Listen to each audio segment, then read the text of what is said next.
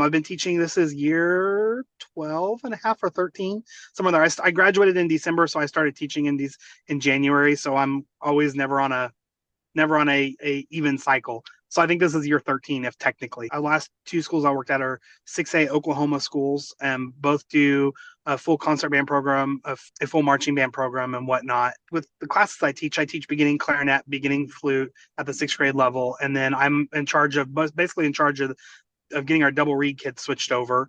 And then I also teach middle school concert bands and high school concert bands, in addition to assisting with marching band. So yeah, that's kind of the short story. And you ask why I wanted to do a repair class. Reason why is because I would send piccolos to be repaired, and they would come back and they wouldn't be working right. And I would send them back to be repaired, and they would come back and they wouldn't be working right.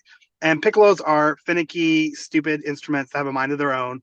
And I don't know that I want to repair them all day long, but I wanted to know why I I wasn't able to convey to the repair techs what was wrong with the instrument. Like I was like, hey, these keys aren't closing, but I kind of understood a little bit. Like I understood the mechanisms that weren't working right, Mhm. but I didn't know how the inside of the mechanisms worked. Like when you take out the pins and all of those things, and how, and I wanted to learn that part of it.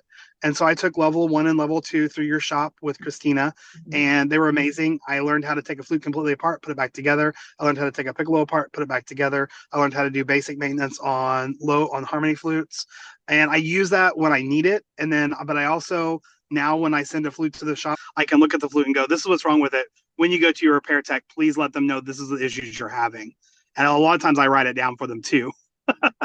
So that way the repair tech, because not always the repair tech's not always a flute player, and things that work kind of well, you can make a flute work, but even though it's working doesn't mean it's completely repaired, if that makes sense. The finesse isn't there. But piccolos are always just their own beast.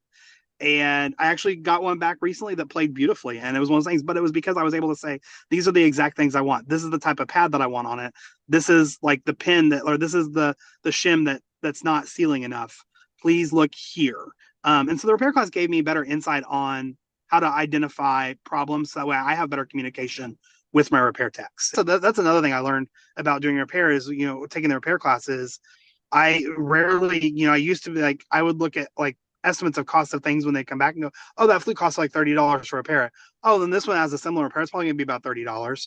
And now I very much, when I send a kid to the shop, I say, hey, if it might be as low as $30. It could be as much as 100. It kind of depends on what other underlying issues are there with the instrument that need to be repaired.